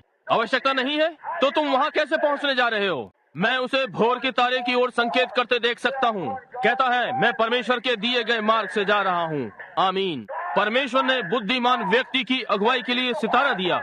उन्हें दिशा सूचक की आवश्यकता नहीं, उन्हें परमेश्वर द्वारा दिए गए मार्ग की आवश्यकता है। वो सितारा महिमा हो। और वही परमेश्वर जो बुद्धिमान व्यक्ति को मसीह तक ले गया सितारे के द्वारा, वो यहाँ आज रात्रि पवित्र आत्मा के रूप में है कि आपको मसीह तक ले जाए। नया जन्म, पवित्र आत्मा का बपतिस्मा, जो कि परमेश्वर द्वारा दिया गया मार्ग है। जब तक मनुष्य जल से और आत्मा से न जन्मे, वो परमेश्वर के राज्य को देख भी नहीं सकता। पुरुषों और महिलाओं, क्या तुमने इसे पाया? मेरा समय पूरा हुआ। ओ प्रभु, मुझे उसमें भीतर जाना है, प्रतीत हो रहा है। मेरे हाथ नीचे पैंटों की जेब में डाल दो और उत्तेजित बूढ़े प्रचारक के समान प्रचार करने दो। क्यों? मैं इसे पसंद करता हूँ। लड़के, क्या तुम आइसक्रीम खाना चाहते हो? परंतु तुम्हें कुछ नमकीन सुअर का मांस और सेम अपने पास रखना होगा। हमारे कुछ खाने के लिए आप मसाला लगाएं। हमें इसी की आवश्यकता है। क्या विश्वास नहीं करते? परमेश्वर के पास देने का मार्ग है। क्या आप आज रात्रि इसमें हैं? क्या जब से आपने विश्वास किया है पवित्र आत्मा पाया? अब आप मेरे बैप्टिस्ट मित्रों और जानते हैं कि मैं संबंधित हूँ। मैं बैप्टिस्ट था और यहाँ मेरा पास्टर बैप्टिस्ट है, परंतु मैं आपको कुछ बताना चाहता हूँ। प्रेरित 19 कहता है, क्या जब से तुमने विश्वास किया पवित्र आत्मा पाया? न कि जब आपने विश्वास किया, परंतु जब से। जी हाँ श्रीमान, यदि आपने नहीं पाया तो आज रात्रि ये आपके लिए है, परमेश्वर का दिया हुआ मार्ग। भाई बहन, अपने तरह से प्रयत्न न करें, अंजीर के पत्तों में न जाएं, लट्ठों पर होकर न तैरें, जैसे कि उन्होंने यत्न किया उस बाढ़ के विनाश में। आदम ने जैसे किया, अंजीर के पत्ते न पहने। नबूकदनेस्सर वाले मार्ग से यत्न न करें कि परमेश्वर की कलीसिया को कष्ट दें। उन सारे विभिन्न मार्गों से होकर यत्न न करें। ये रूप और मार्ग जो कि बहुतों को हम उल्लेख कर सकते हैं। फरीसियों ने जैसा किया वैसा ना करें। बहुत ही धार्मिक व्यक्ति कहा, अब यहाँ देखें, हम ऊंचे स्थानों में हैं, यदि कुछ घटित हो रहा हो तो हम उसके विषय में सब जान जाएंगे। और परमेश्वर वहाँ पहुँच गया और बैतलहम की चरनी में जन्मा, उसे नीचे संसार में ले गया और संसार से फांसी की सजा, और वे इस विषय में कुछ नहीं जान पाए। ठीक है, परमेश्वर का दिया गया मार्ग। ओ, एक बार एक महिला थी, उसने जितने उसके पास पैसे थे खर्च कर दिए। हालेलुया। डॉक्टर उसकी कोई भलाई ना कर सके और एक दिन वो बेहोश होने को थी। उसे बहुत वर्षों से लहू बहने का रोग था और एक दिन उसने नाव में कुछ शोर सुना। उसने बाहर देखा तो परमेश्वर के द्वारा दिया गया मार्ग आया था। ये, ओ प्रभु, मैं उसे बैप्टिस्ट के विशेष ऊंचे लोगों के पास आते देख सकता हूँ। आश्चर्य कर्मों के दिन बीत गए, वो सीधी उनकी टांगों के बीच में से घुसती है, उन्हें हटना था। मैं उसे ब्रिंघम यंग के पास आते देखता हूँ और उसकी सारी पत्नियां वो पास से होकर निकल गईं। उसने क्या कहा? मैं उन्हें कहते हुए सुनता हूँ, वहीं रुको, तुम कहाँ जा रही हो? वो डॉक्टर आपके लिए कुछ अच्छा नहीं कर सकता। तो फिर तुम कहाँ जा रहे हो? मैं तुम्हें वहाँ बहते हुए लहू के साथ देखता हूँ। उसने कहा, मैं परमेश्वर द्वारा दिए गए मार्ग पर जा रही हूँ। ये कहाँ पर है? तुम्हारा अर्थ वहाँ उस ढोंगी से तो नहीं? वहीं जहाँ पर ये है, मैं वहीं जा रही हूँ। वो जब तक इस व्यक्ति तक वहाँ नहीं पहुँची, वो चारों ओर से दब गई थी। वो इस प्रकार की कलीसिया से संबंधित है, ये और वो, और उन्होंने उसे वापस धक्का देने का यत्न किया, परंतु उसने अपना मार्ग यीशु तक बना लिया। उनमें से कुछ ने कहा, बहन जरा एक मिनट रुको, यदि आप मांस खाती हैं तो आप ये नहीं कर सकती। वो तो परमेश्वर के द्वारा दिए गए मार्ग पर जा रही थी। यदि आपने सर्प नहीं लिया तो आप इसे नहीं कर सकती। वो परमेश्वर द्वारा दिए गए मार्ग पर चली गई। वो यीशु के पास पहुंचना चाहती थी। ये ठीक बात है। मैं पुराने नियम के दाऊद के विषय में सोचता हूँ। हालेलुया। जी हाँ श्रीमान, जब उसने कहा वहाँ है जहाँ उसने बात की, उसने कहा, चखो और देखो कि प्रभु भला है, ये चट्टान के मधु के समान स्वादिष्ट है। एक पुरानी कहावत मैं प्रयोग करता हूँ, पुराने पवित्र वचन के विषय में सोच रहा हूँ। वे अपनी बगल में यहाँ से लेकर चला करते थे। शहद का एक छोटा सा थैला पुराने चरवाहे करते थे और बीमार को देते होंगे। भेड़ जब बीमार हो जाती तब वे अपने थैले में से शहद निकालते और चूने के पत्थर पर डालते और बीमार भेड़ को बुलाकर उस बीमार भेड़ को चट्टान को चाटने देते थे। जब वो चट्टान पर से शहद चाटती जाती तो वो चूने के पत्थर को भी चाटती, और आप जानते हैं कि क्या हुआ? बीमार भेड़ चंगी हो जाती है। भाई अब यहाँ देखें, मेरे पास आज रात्रि पूरा भरा हुआ थैला है और मैं ये बैप्टिस्ट कलीसिया में रखने नहीं जा रहा हूँ, मेथोडिस्ट कलीसिया, प्रेस्बिटेरियन कलीसिया या पेंटिकॉस्टल कलीसिया में। मैं इसे यीशु मसीह पर रखने जा रहा हूँ जहाँ से ये संबंधित है। और आप बीमार भेड़ इसे चाटती जाएं और आप निश्चय ही इसमें से कुछ पाएंगे। हाँ श्रीमान, उसे चाटते रहें उस बूढ़े व्यक्ति के समान जो गाड़ा गया, और उसे चाटें, आप इसे पाएंगे। अपनी कलीसिया पर ध्यान न दें कि वो क्या कहती है, मसीह पर ध्यान दें, उसका अनुकरण करें क्योंकि उसमें वो कलीसिया है। मैं देखता हूँ परमेश्वर द्वारा दिए गए मार्ग पर चलें। उसने कभी नहीं कहा कि मेथोडिस्ट दिया गया मार्ग है, न ही उसने कहा कि बैप्टिस्ट या कोई और कलीसिया। उसने कहा मार्ग, सच्चाई और जीवन मैं हूँ। आप कहते हैं मैं कैसे जानूं कि मैं उसमें हूँ? एक ही आत्मा के द्वारा हम सब ने उसकी देह में बपतिस्मा लिया, 1 कुरिन्थियों 12। ये ठीक बात है। परमेश्वर के अधीन हर चीज जो उसके राज्य में है हमारा है। वो केवल अपने पास चेकों की पूरी बड़ी किताब रखता है और अपने नाम का हस्ताक्षर नीचे करता है, कहता है, पुत्र तुम ये रहे, कोई भी तुम्हारी आवश्यकता है जाओ ले जाओ। आमीन। उसे भरने से ना डरो, उसे भरकर और दे दो। कहो प्रभु तेरा धन्यवाद, हालेलुया, ये घटित हो जाएगा। तुम जो भी चाहो। मरकुस 11:24, जब तुम प्रार्थना करो विश्वास करो कि तुम्हें मिल गया, तुम्हें मिलेगा। चेक पर हस्ताक्षर करो, कहो प्रभु मुझे चंगाई की आवश्यकता है। उसे फाड़ो, कहो प्रभु मैं ये रहा, मैं यीशु के नाम में चंगाई मांगता हूँ। कहिए धन्यवाद प्रभु और आगे बढ़ जाएं, चंगाई के लिए विश्वास करें और ये ठीक वापस आता है जैसे वे कौवे एलिया के पास खाना ले जा रहे थे। यही है वो। कहिए मुझे अपने प्राण के उद्धार की आवश्यकता है। आप क्या करेंगे? बस लिखकर और कहें, कहा तुम भारी बोझ से दबे हुए लोगों मेरे पास आओ, मैं तुम्हें विश्राम दूंगा। प्रभु ये मेरे लिए है।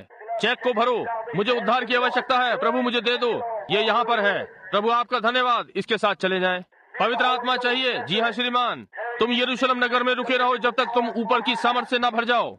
इसके बाद पवित्र आत्मा तुम पर आएगा। तुम यरूशलेम में यहूदी और सामरिया और संसार के दूसरे छोर तक। आप इसका विश्वास करते हैं? चेक भरकर हस्ताक्षर करके ऊपर भेज दो। देखो क्या होता है, परमेश्वर इसे देगा। परमेश्वर के द्वारा दिया गया मार्ग, उसने आपको चेक की किताब दे दी है। आगे बढ़ें और भर दें। परमेश्वर ने इसकी प्रतिज्ञा की है। क्या आप इसका विश्वास करते हैं? निश्चय ही परमेश्वर के पास सदा पहले से एक तय मार्ग होता है। एक दिन यही नाम एक छोटा बूढ़ा व्यक्ति था और उसने अपने आप को एक प्रकार से अविश्वासियों से जोड़ रखा था, जैसे कि सारे प्रचारकों का झुंड आज भी वे उन्हीं के साथ जुए में उसमें जुड़े हुए हैं। बाइबल ने कहा अपने आप को विश्वासियों के जुए में मत जोड़ो। ठीक है, पहली बात आप जानते हैं। आश्चर्य, ये किसने कहा? आपने? अच्छा, बाइबल ने कहा विश्वास करने वालों के ये चिन्ह होंगे, मेरे नाम से वे प्रेत आत्मा को निकालेंगे, नई नई भाषा बोलेंगे, सांपों को उठा लेंगे, नाशक वस्तु पी लेंगे, वे बीमारों पर हाथ रखेंगे, वे चंगे हो जाएंगे। आप आज ये आदि कलीसियाओं में प्रचार करें, वे आपको दरवाजे से बाहर निकाल देंगे। ये ठीक बात है, ये ठीक बात है। परमेश्वर के दिए गए मार्ग को नहीं जानते, परंतु उसने यही कहा है, यीशु ने यही कहा है। क्या आप इसका विश्वास करते हैं? जी हाँ श्रीमान। तब यदि उसने ऐसा कहा है तो आमीन। मैं इसका विश्वास करता हूँ। मैं सोचता हूँ कि ये सत्य है और मैं उसके मार्ग में चलता हूँ जो उसने कहा करो, और वो इसकी पुष्टि चिन्हों और चमत्कारों के करने से करता है। ये ठीक बात है। इसलिए वही चीज करिए, सीधे उसी में जाएं। ये प्रत्येक के जो भी चाहे उसे भीतर आने दो। आओ, परमेश्वर ने आपको बुलाया है, आपको आना है, इसलिए सीधे इसमें आ जाओ। अधिक प्रतीक्षा न करें, आज रात्रि से ले लें। मैं देखता हूँ कि इस बूढ़े व्यक्ति ने स्वयं को जोड़ लिया है। उसने यीशु से प्रेम किया, परंतु ये अब भी वैसा ही है। वो अपने सम्मान को खोना नहीं चाहता। आप आशीषों को जानते हैं, इसलिए वे बाहर निकल कर आए, वे आ गए। इसलिए प्रभु ने कहा अब उसे छोटे बूढ़े व्यक्ति को वहाँ नीचे देखो, मैंने उसे अनंत जीवन के लिए पहले से ठहराया है और वहाँ वो अविश्वासियों के झुंड के साथ है, इसलिए मैं उसे जकड़ लूंगा। वो अपनी पुत्री को बीमार पड़ने देता है। उसने कहा अच्छा, मैं डॉक्टर डो को बुलवाऊंगी। डॉक्टर डो ने इधर देखा, उसने कहा नाड़ी नीचे को जा रही है, याईर बताता है हम क्या अच्छा करें, अच्छा हो कि हम ये वो करें। और उसने सारी की सारी दवाइयाँ दी और आदि आदि, वो मरने वाली हो गई। तब उसने कहा मैं यदि परमेश्वर का कोई दिया हुआ मार्ग है, ओ प्रभु, उस मनुष्य को जिसमें उसकी दिव्य चंगाई के विषय में बहुत ही आलोचना की थी या उसके विषय में सुना, और उसने कहा हाँ, याईर क्या तुम नहीं सोचते कि वो ढोंगी है? पवित्र आत्मा ने कहा नहीं, वो ढोंगी नहीं है, आप उस पर विश्वास करते हैं। ओ हाँ ठीक है, ओ वो मेरा अनुमान है कि वो है। देखिए, किनारे पर चलने वाले प्रचारकों का यही ढंग होता है। ये ठीक बात है, बस डरते हैं। ओ परमेश्वर, उनमें से इच्छा करने की भावना निकाल दें और आप में स्थिरता दें। मुझे बडी रॉबिन्सन की गवाही अच्छी लगती है। उसने कहा प्रभु मुझे स्थिरता प्रदान करें, उस बड़े लट्ठे के समान। मेरे प्राण के अंतिम भाग में बहुत सारा शोर भर दें और मुझे शैतान से लड़ने दें, और जब तक मेरा एक दांत बचे और जब तक मैं मरूं, उसे चिंगम के समान चबाता रहूं। मुझे ये अच्छा लगता है, ये ठीक बात है। उसने कहा मेरे पास एक पुराना विशेष जाति का कुत्ता है, वो बूढ़ा होकर मरा। वो उस कुत्ते को लाई जब तक उसके अंतिम दांत था और उन कुत्तों के मसूड़े चढ़वाए और चिल्लाए, मुझे ये पसंद है। हालेलुया। आप कहते हैं भाई ब्रैनम मेरे पास थोड़ी सी ही शिक्षा है, मैं बहुत ही छोटा हूँ, प्रचारक मुझे भगा देंगे। हम थोड़ा सा पीछे कहानी में चलें। ये कुत्ते लड़ाई में कुत्ते का आकार का मामला नहीं, ये तो लड़ाई की प्रवृत्ति कुत्ते में कितनी है। आज यही बात है। यहाँ खड़े हो जाएं। मैं आपकी तुलना कुत्ते से नहीं कर रहा हूँ, परंतु वहाँ खड़े हो। जैसे कि पुराने शासक ने एक दिन कहा, जैसे ही वो जाने के लिए तैयार हुआ, कहा शासक आप कैसे हैं? कहा भाई मैं आपको बताना चाहता हूँ। कहा मुझ में दो कुत्ते हैं, एक काला और एक सफेद। काला वाला मुझसे गलत करवाना चाहता है और सफेद वाला मुझसे सही करवाना चाहता है। बोला कि वे सदा लड़ते झगड़ते रहते हैं। मैंने कहा, शासक कौन सा वाला जीतता है? कहा, निर्भर करता है कि शासक किसे अधिक भोजन खिलाता है। और ठीक भी है। जी हाँ श्रीमान, ठीक है भाई, मैं आपको बता रहा हूँ कि आज रात्रि संसार को एक अच्छे पुराने झटके की आवश्यकता है। याईर ने कहा, अब 1 मिनट रुकें, बेटी अधिक बीमार हो गई, उसे पाने के लिए केवल एक आशा है, वो थी कि यीशु के पास जाए। वे यीशु के पास चल पड़े। जबकि वो मार्ग ही में था, मैंने देखा, उसे वहाँ आते देखा, और वो स्त्री अपने लहू बहने के रोग से चंगी हो गई। यहाँ वो जा रहा है। उसने कहा, मेरी पुत्री अब वहाँ पड़ी है। मैं चिंता नहीं करता कि याजक क्या कहता है, कोई क्या कहता है। क्या आप आकर मेरी पुत्री पर हाथ रखेंगे? मैं विश्वास करता हूँ कि आप ही परमेश्वर का दिया गया मार्ग हैं उसकी चंगाई के लिए। क्या आप आकर उस पर हाथ रखेंगे? वो चंगी हो जाएगी। कहा, मैं जाऊंगा। यहाँ उसने चलना आरंभ किया। पहली बात, आप जानते हैं कि एक व्यक्ति उनके घर से ये कहता हुआ भागा, गुरु को कष्ट न दे क्योंकि वो मर चुकी है। ओ प्रभु, मैं उसके छोटे हृदय को देख सकता हूँ कि उसके अंदर इतनी जोर से धड़का। मैं उन प्रिय अनुग्रहकारी यीशु की आंखों को उसकी ओर घूमते हुए देख सकता हूँ। कहता है, क्या मैंने नहीं कहा, मत डर, तू परमेश्वर की महिमा को देखेगा। वो परमेश्वर द्वारा दिया गया मार्ग है। अंधा बर्तुलमई नामक वहाँ एक बूढ़ा व्यक्ति था। एक दिन फाटक पर बैठा हुआ भीख मांग रहा था। ये अक्टूबर का ठंडा मौसम था। उसने सड़क पर एक शोर आते सुना। ये क्या है, क्यों? उसने कहा, ये नासरत का यीशु है। उसने कभी नहीं देखा था। उसने अपना कपड़ा उतारा। उसने उसे कभी भी नीचे नहीं रखा था और न ही तय किया था। आप जानते हैं कि वो अपने अंधेपन में मार्ग खोजकर उसके पास वापस जाता है। वो अपना कपड़ा एक और फेंक देता है। परमेश्वर द्वारा दिया गया एक मार्ग था और वो उसके पीछे था। वो यहाँ भागा आया। कोई कुछ कहता है, बैठ जाओ, बैठ जाओ, उसके पास समय नहीं है कि तुम्हारे साथ नष्ट करे। वो अधिक जोर से चिल्लाया, यीशु दाऊद के पुत्र, मुझ पर दया कर, मुझ पर दया कर। वो भीड़ में जोर लगा रहा था, मुझ पर दया कर। मैं जानता हूँ कि तू मेरी आंखों के लिए परमेश्वर द्वारा दिया गया मार्ग है। ओ प्रभु, मुझ पर दया कर। ये ठीक बात है। एक दिन मैंने अंधे बर्तुलमई का इतिहास पढ़ा, एक छोटी कहानी। उन्होंने बताया कि वो वर्षों से अंधा था। उसके पास एक छोटी लड़की थी जिसे उसने कभी नहीं देखा था। एक रात्रि और वो वहाँ जाकर सड़क पर बैठ जाया करता था। उसके पास एक छोटा मेमना था। मेमने अंधे लोगों की अगुवाई किया करते थे, जैसे आज कुत्ते करते हैं। कुत्ते अंधे व्यक्ति की अगुवाई करते हैं। उनके पास सिखाए हुए मेमने अंधों की अगुवाई के लिए थे। और तब एक ने कहा, एक दिन वो उसके पास 2 छोटी छोटी पंडुकियां थीं। वे पर्यटकों को आकर्षित करने के लिए नाचती थीं, जो यरूशलेम जा रहे होते थे या नगर में, और वे उसके कटोरे में सिक्का डालते थे। वो अंधा था। इस प्रकार से एक दिन उसकी पत्नी बहुत बीमार हो गई, इसलिए वो प्रभु के पास गया। उसने कहा, प्रभु, मेरे पास कुछ नहीं है। मैं एक निर्धन व्यक्ति हूँ, मैं अंधा व्यक्ति हूँ, मेरे पास आपको देने के लिए कुछ नहीं है। परंतु प्रभु, मैं आपके ऊपर विश्वास करता हूँ। यदि आप मुझ पर दया कर दें और मेरी पत्नी को जीवित रहने दें, तो मैं कल अपनी पंडुकियों आपको बलिदान के लिए दे दूंगा। उस रात्रि प्रभु ने उसकी पत्नी को चंगा कर दिया। अगले दिन वो वापस याजक के पास गया और दोनों पंडुकियां बलिदान के लिए दे दी। तब उसके पास मेमने को छोड़ और कुछ न बचा। अधिक समय नहीं बीता, उसकी छोटी लड़की बीमार हो गई। डॉक्टर उसके लिए कुछ नहीं कर सका। उसने कहा, प्रभु, मेरे पास बस अब एक चीज बची है, और कहा वो मेमना है। परंतु यदि आप मेरी छोटी लड़की को जीवित रहने दें, जिसे मैंने कभी नहीं देखा, यदि आप उसे चंगा कर दें, तो फिर मैं आपको अपना मेमना बलिदान के लिए दे दूंगा। तब प्रभु ने उसकी छोटी पुत्री को चंगा कर दिया। उसके कुछ दिनों के पश्चात वो सड़क पर जाने लगा। मेमना उसकी अगुवाई कर रहा था। कैफा और महायाजक उसके पास आकर कहने लगे, अंधे बर्तिलमई, तुम कहाँ जा रहे हो? उसने कहा, मैं जाता हूँ। ओ महायाजक, मैं मंदिर को जाता हूँ। मेमना मुझे मंदिर ले जा रहा है कि मैं मेमने को बलिदान के लिए दे दूं। ओ, उसने कहा, तुम ये नहीं कर सकते। कहा, हाँ बर्तिलमई। कहा, मैं तुम्हें मेमने का दाम देता हूँ, जाकर एक खरीद लो।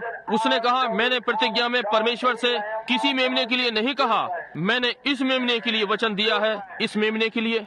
कहा, अंधे बर्तिलमई, तू इस मेमने को नहीं ले जा सकता। ये मेमना तेरी आंख है, तू इस मेमने के बिना नहीं देख सकता। ये मेमना तेरी अगुवाई करता है, ये तेरी आंखें हैं। अंधे बर्तिलमई, तू इस मेमने को नहीं चढ़ा सकता। कहा कि बूढ़ा व्यक्ति थोड़ा सा कांप कर बोला, ओ महायाजक, परमेश्वर अंधे बर्तिलमई की आंखों के लिए मेमना देगा।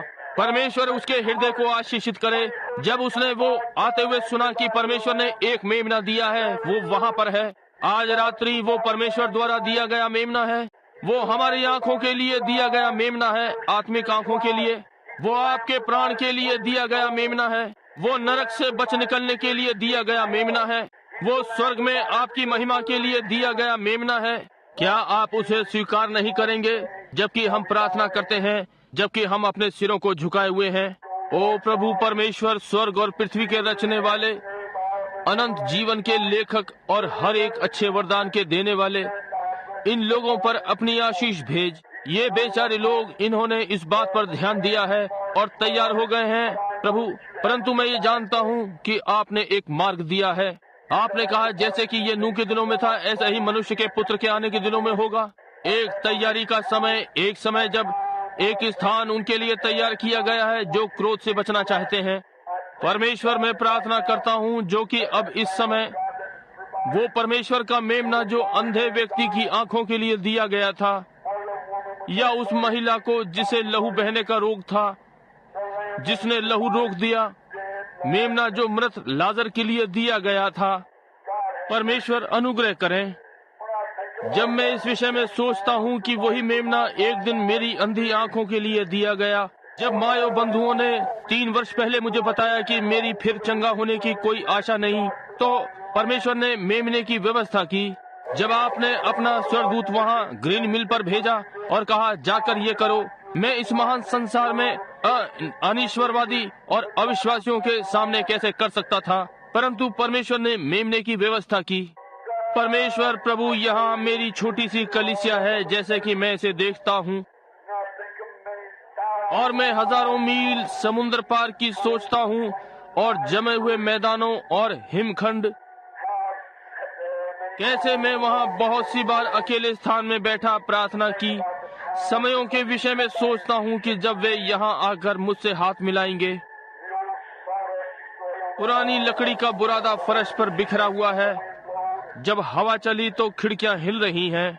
मैं अपनी प्रिय पत्नी को लाने की सोचता हूँ और क्रूस के चरणों के पास रख रहा हूँ, उसके अंतिम संस्कार पर प्रचार कर रहा हूँ। प्रभु, मैं अपने छोटे बालक को स्मरण करता हूँ जिसे उसके बाहों में रखा। मैं बेचारे छोटे बिली पॉल को स्मरण करता हूँ जिसे आपने कुछ घंटों पहले पवित्र आत्मा से भरा है।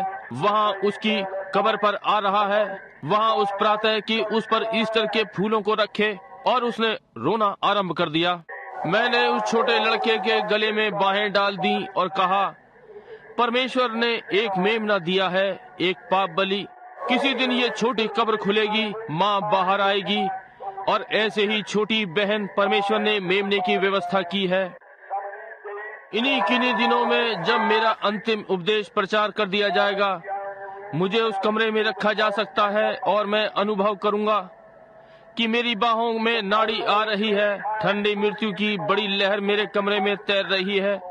जैसे ही खिड़की खुलती है, पर्दा उड़ता है। जीवन की नाव को धक्का दिया, तब प्रभु मेरी अंतिम सवारी को ले लेगा। मैं बस चादर फैला दूंगा, ढक्कन बंद हो जाएगा और चादर मुझे ढांक रही होगी।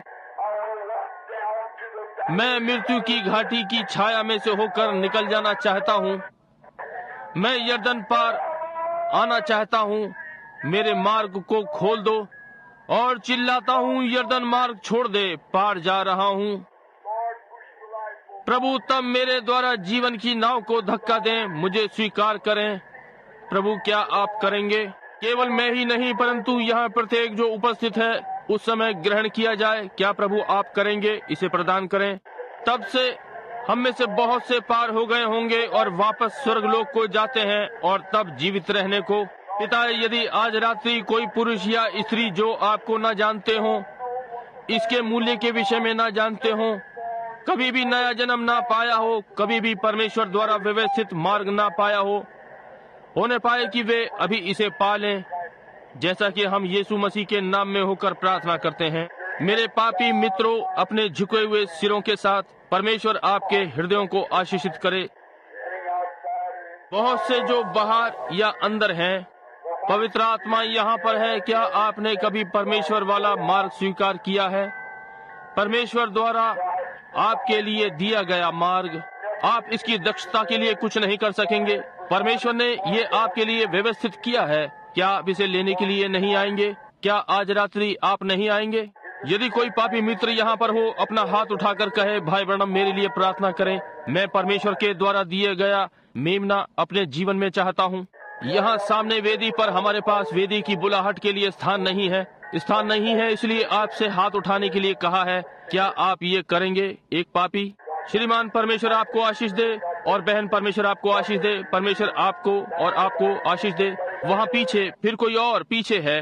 अब यहाँ मेरे सीधे हाथ की ओर, परमेश्वर आपको आशीष दे, परमेश्वर आपको आशीष दे, परमेश्वर आपको आशीष दे। कोई और अपना हाथ उठाकर कहता है, मुझे स्मरण रखें। ओ परमेश्वर, आज रात्रि मुझ पर अनुग्रह करें आपके मेमने का जीवन। बहन परमेश्वर आपको आशीष दे। मैं आपको यहाँ बैठे हुए देखता हूँ। बाहर कोई चलकर और अपने हाथों को पर्दे पर रखे और कहे, भाई ब्रैनम मुझे स्मरण रखें, मैं परमेश्वर के द्वारा दिया गया मार्ग चाहता हूँ।